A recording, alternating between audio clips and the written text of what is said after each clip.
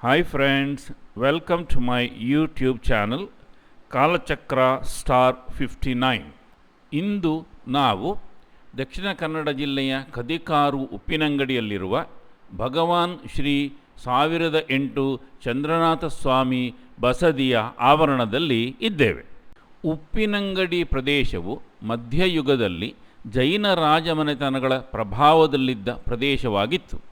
ಭಾರತ ಅಂಚೆ ಇಲಾಖೆಯ ರಾಣಿ ಅಬ್ಬಕ್ಕ ಕುರಿತ ಪ್ರಕಟಣೆಯಲ್ಲೂ ಬಂಗರಾಜವಂಶದ ಪ್ರಮುಖ ರಾಜಕೀಯ ಕೇಂದ್ರಗಳಲ್ಲಿ ಉಪ್ಪಿನಂಗಡಿಯೂ ಒಂದಾಗಿತ್ತು ಮತ್ತು ಬಂಗರು ಜೈನ ಸಮುದಾಯಕ್ಕೆ ಸೇರಿದವರಾಗಿದ್ದರು ಎಂದು ಹೇಳಲಾಗಿದೆ.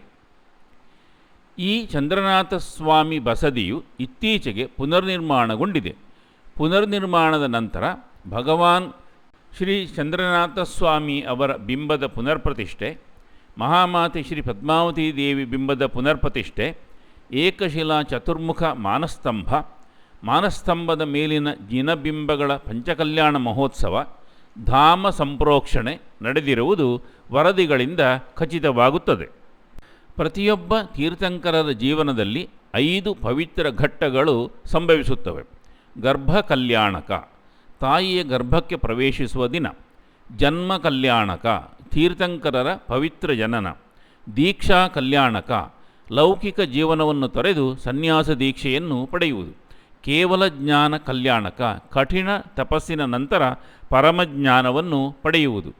ಮೋಕ್ಷ ಕಲ್ಯಾಣಕ, ಶರೀರವನ್ನು ತ್ಯಜಿಸಿ ಸಿದ್ಧಶಿಲೆಯನ್ನು ಸೇರುವುದು. ಉಪ್ಪಿನಂಗಡಿಯ ಕದಿಕಾರು ಶ್ರೀ ಚಂದ್ರನಾಥ ಸ್ವಾಮಿ ಬಸದಿಯು ದಕ್ಷಿಣ ಕನ್ನಡ ಜಿಲ್ಲೆಯ ಅತ್ಯಂತ ಪವಿತ್ರ ಹಾಗೂ ಐತಿಹಾಸಿಕ ಜೈನ ಧರ್ಮದ ಕೇಂದ್ರಗಳಲ್ಲಿ ಒಂದಾಗಿದೆ. ಈ ಬಸದಿಗೆ ಸುಮಾರು 400 ವರ್ಷಗಳ ಸುದೀರ್ಘ ಇತಿಹಾಸವಿದೆ. ಇದು ದಕ್ಷಿಣ ಕನ್ನಡ ಜಿಲ್ಲೆಯ ಉಪ್ಪಿನಂಗಡಿಯ ರಾಷ್ಟ್ರೀಯ ಹೆದ್ದಾರಿಯ ಪಕ್ಕದಲ್ಲಿರುವ ಗಾಂಧಿ ಪಾರ್ಕ್ ಹತ್ತಿರ ನೆಲೆಗೊಂಡಿದೆ. ಕೇವಲ 4 ಜೈನ ಕುಟುಂಬಗಳಿರುವ ಉಪ್ಪಿನಂಗಡಿಯಲ್ಲಿ ಜೈನ ಸಮುದಾಯದ ಧಾರ್ಮಿಕ ಭಾವನೆಗಳನ್ನು ಗೌರವಿಸಿ ಬಸದಿಯ ಜೀರ್ಣೋದ್ಧಾರಕ್ಕಾಗಿ ಸರಕಾರವು ಸುಮಾರು 1.10 ಕೋಟಿ ರೂಪಾಯಿ ಅನುದಾನವನ್ನು ಒದಗಿಸಿತ್ತು. ಚಂದ್ರನಾಥ ಸ್ವಾಮಿ ಜೈನ ಧರ್ಮದ 8ನೇ ತೀರ್ಥಂಕರರು. ಜೈನ ಪರಂಪರೆಯಲ್ಲಿ ಅವರು ತ್ಯಾಗ, ವೈರಾಗ್ಯ, ಅಹಿಂಸೆ ಮತ್ತು ಆತ್ಮಶುದ್ಧಿಯ ಆದರ್ಶ ರೂಪವಾಗಿ ಪೂಜಿಸಲ್ಪಡುತ್ತಾರೆ.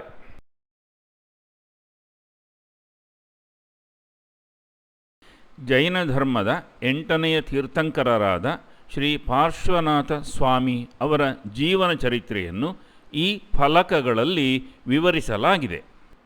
ಇಕ್ಷ್ವಾಕು ವಂಶದ ಚಂದ್ರಪುರದ ರಾಜ ಮಹಾಸೇನ ಮತ್ತು ರಾಣಿ ಲಕ್ಷ್ಮಣಾದೇವಿಯ ಗರ್ಭದಲ್ಲಿ ಚಂದ್ರಪ್ರಭರು ಅವತರಿಸಿದರು.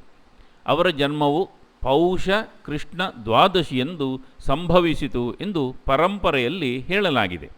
ರಾಣಿಯ ಗರ್ಭಾವಸ್ಥೆಯಲ್ಲಿ ಕಂಡ ಶುಭ ಸ್ವಪ್ನಗಳು ಹಾಗೂ ಮಗುವಿನ ಚಂದ್ರನಂತೆ ಕಾಂತಿಯುತವಾದ ವರ್ಣದಿಂದಾಗಿ ಅವರಿಗೆ ಚಂದ್ರಪ್ರಭಾ ಎಂಬ ಹೆಸರು ಬಂದಿತು ಎಂಬುದು ಜೈನ ಕಥನ.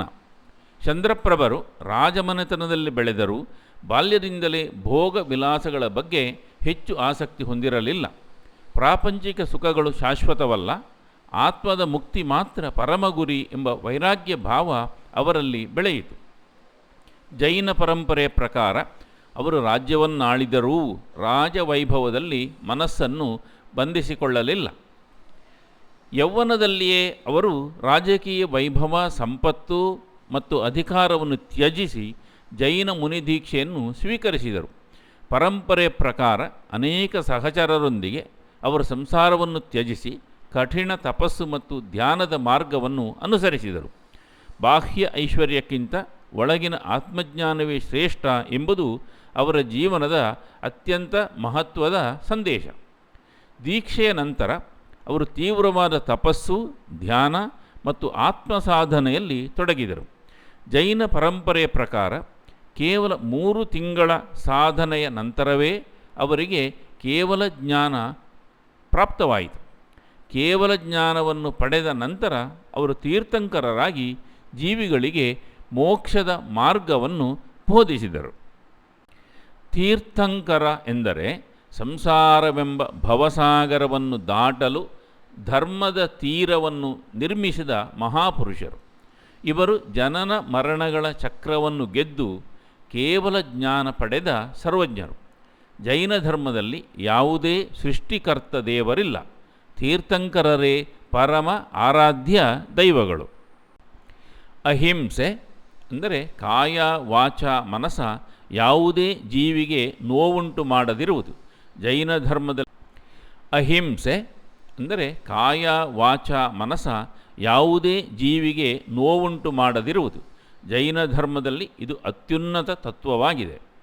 ಸತ್ಯ ಯಾವಾಗಲೂ ನಿಜವನ್ನೇ ನುಡಿಯುವುದು, ಆದರೆ ಆ ಸತ್ಯವು ಇನ್ನೊಬ್ಬರಿಗೆ ಹಾನಿ ಮಾಡುವಂತಿರಬಾರದು ಮತ್ತು ಕೋಪ ಲೋಭಗಳಿಂದ ಮುಕ್ತವಾಗಿರಬೇಕು. ಅಸ್ತೇಯ ಅಂದರೆ ಕಳ್ಳತನ ಮಾಡದಿರುವುದು. ಯಾರಾದರೂ ತಾವಾಗಿಯೇ ಕೊಡದ ಹೊರತು ಯಾವುದೇ ವಸ್ತುವನ್ನು ತೆಗೆದುಕೊಳ್ಳದಿರುವುದು. ಬ್ರಹ್ಮಚರ್ಯ ಇಂದ್ರಿಯಗಳ ಮೇಲೆ ಸಂಪೂರ್ಣ ನಿಯಂತ್ರಣ ಸಾಧಿಸುವುದು ಮತ್ತು ಲೌಕಿಕ ಭೋಗ ಜೀವನದಿಂದ ದೂರವಿರುವುದು. ಅಪರಿಗ್ರಹ ಯಾವುದೇ ವಸ್ತುವಿನ ಮೇಲೆ ಅತಿಯಾದ ವ್ಯಾಮೋಹ ಇಲ್ಲದಿರುವುದು. ಅಗತ್ಯಕ್ಕಿಂತ ಹೆಚ್ಚು ಆಸ್ತಿ ಅಥವಾ ಸಂಪತ್ತನ್ನು ಸಂಗ್ರಹಿಸದಿರುವುದು. ಜೈನ ಪರಂಪರೆ ಪ್ರಕಾರ ತಮ್ಮ ಧರ್ಮೋಪದೇಶದ ನಂತರ ಚಂದ್ರಪ್ರಭ ಸ್ವಾಮಿಯವರು ಸಮ್ಮೇದ ಶಿಖರ್ಜಿಯಲ್ಲಿ ನಿರ್ವಾಣವನ್ನು ಪಡೆದರು. ಹೀಗಾಗಿ ಸಮ್ಮೇದ ಶಿಖರವು ಅವರ ಪ್ರಮುಖ ನಿರ್ವಾಣ ಕ್ಷೇತ್ರವಾಗಿದೆ. ಚಂದ್ರಪ್ರಭ ಸ್ವಾಮಿಯವರ ಲಾಂಛನ ಅರ್ಧಚಂದ್ರ. ಅವರ ಪ್ರತಿಮೆಯ ಪೀಠದಲ್ಲಿ ಸಾಮಾನ್ಯವಾಗಿ ಚಂದ್ರನ ಗುರುತನ್ನು ಕಾಣಬಹುದು. ಅವರ ವರ್ಣವನ್ನು ಜೈನ ಪರಂಪರೆಯಲ್ಲಿ ಶ್ವೇತ ಎಂದು ವಿವರಿಸಲಾಗಿದೆ. ಈ ಬಸದಿಯ ಒಂದು ಪಾರ್ಶ್ವದಲ್ಲಿ ಮಹಾಮಾತೆ ಪದ್ಮಾವತಿ ದೇವಿ ಅವರ ಗುಡಿಯೂ ಇದೆ. ಜೈನ ಧರ್ಮದಲ್ಲಿ ಪದ್ಮಾವತಿ ದೇವಿ ಅತ್ಯಂತ ಜನಪ್ರಿಯ, ಶಕ್ತಿಶಾಲಿ ಮತ್ತು ಭಕ್ತರ ಇಷ್ಟಾರ್ಥಗಳನ್ನು ಈಡೇರಿಸುವ ಶಾಸನ ದೇವಿ ಆಗಿದ್ದಾರೆ. ಪ್ರತಿ ತೀರ್ಥಂಕರರಿಗೂ ಒಬ್ಬ ಯಕ್ಷ ಮತ್ತು ಯಕ್ಷಿಣಿ ಇರುತ್ತಾರೆ. ಚಂದ್ರನಾಥ ಸ್ವಾಮಿಯ ಯಕ್ಷ ಶ್ಯಾಮ ಅಥವಾ ವಿಜಯ. ಯಕ್ಷಿಣಿ ಜ್ವಾಲಾಮಾಲಿನಿ, ಇದು ದಿಗಂಬರ ಸಂಪ್ರದಾಯದಲ್ಲಿ. ಭ್ರುಕುಟಿ ಶ್ವೇತಾಂಬರ ಸಂಪ್ರದಾಯದಲ್ಲಿ. ಪದ್ಮಾವತಿ ದೇವಿಯು 23ನೇ ತೀರ್ಥಂಕರರಾದ ಭಗವಾನ್ ಪಾರ್ಶ್ವನಾಥ ಸ್ವಾಮಿಯ ಶಾಸನ ದೇವಿಯಾಗಿದ್ದಾರೆ. ಜೈನ ಧರ್ಮದಲ್ಲಿ ಪದ್ಮಾವತಿ ಅಮ್ಮನವರ ಮಹತ್ವ ಮತ್ತು ಹಿನ್ನೆಲೆಯ ವಿವರಗಳು ಇಲ್ಲಿವೆ. ಪಾರ್ಶ್ವನಾಥರು ತಮ್ಮ ಪೂರ್ವಜನ್ಮದಲ್ಲಿ ಕಮಠ ಎಂಬ ತಪಸ್ವಿ ಯಜ್ಞಕ್ಕಾಗಿ ಸುಡುತ್ತಿದ್ದ ಮರದಲ್ಲಿದ್ದ ನಾಗ ನಾಗಿಣಿ ಜೋಡಿಯನ್ನು ರಕ್ಷಿಸಿ ಅವರಿಗೆ ನವಕಾರ ಮಂತ್ರವನ್ನು ಬೋಧಿಸುತ್ತಾರೆ. ಆ ನಾಗ ನಾಗಿಣಿ ಜೋಡಿಯು ಸತ್ತ ನಂತರ ದೇವಲೋಕದಲ್ಲಿ ಧರಣೇಂದ್ರ ಯಕ್ಷ ಮತ್ತು ಪದ್ಮಾವತಿ ದೇವಿಯಾಗಿ ಜನಿಸುತ್ತಾರೆ. ಪಾರ್ಶ್ವನಾಥ ಸ್ವಾಮಿಯವರು ತಪಸ್ಸಿನಲ್ಲಿ ಕುಳಿತಾಗ ಕಮಠನ ಜೀವವು ಮೇಘಕುಮಾರನಾಗಿ ಬಂದು ಘೋರವಾದ ಬಿರುಗಾಳಿ ಮತ್ತು ಮಳೆಯನ್ನು ಸೃಷ್ಟಿಸಿ ತೊಂದರೆ ಕೊಡುತ್ತದೆ. ಆ ಸಂದರ್ಭದಲ್ಲಿ ಧರಣೇಂದ್ರ ಯಕ್ಷನು ಸ್ವಾಮಿಯ ತಲೆಯ ಮೇಲೆ ತನ್ನ ಹೆಡೆಯನ್ನು ಛತ್ರಿಯಂತೆ ಹಿಡಿದರೆ, ಪದ್ಮಾವತಿ ದೇವಿಯು ಸ್ವಾಮಿಯ ರಕ್ಷಣೆಗಾಗಿ ಕೆಳಗೆ ಕಮಲದ ಆಸನವನ್ನು ನಿರ್ಮಿಸುತ್ತಾಳೆ. ಪದ್ಮಾವತಿ ದೇವಿಯನ್ನು ಸಾಮಾನ್ಯವಾಗಿ ಕಮಲದ ಹೂವಿನ ಮೇಲೆ ಕುಳಿತಿರುವಂತೆ ಚಿತ್ರಿಸಲಾಗುತ್ತದೆ. ದೇವಿಯ ತಲೆಯ ಮೇಲೆ ಹಾವಿನ ಹೆಡೆಯ ಛತ್ರಿ ಇರುತ್ತದೆ. ದೇವಿಯ ಕೈಗಳಲ್ಲಿ ಕಮಲ, ಪಾಶ, ಅಂಕುಶ ಮತ್ತು ಫಲ ಇರುತ್ತವೆ. ಇವಳ ವಾಹನ ಕುಕ್ಕುಟ ಸರ್ಪ, ಕೋಳಿಯ ಮುಖವಿರುವ ಹಾವು. ದೇವಿಯನ್ನು ಸಾಮಾನ್ಯವಾಗಿ ಬಂಗಾರದ ಬಣ್ಣ ಅಥವಾ ಕೆಂಪು ವರ್ಣದಲ್ಲಿ ಆರಾಧಿಸಲಾಗುತ್ತದೆ.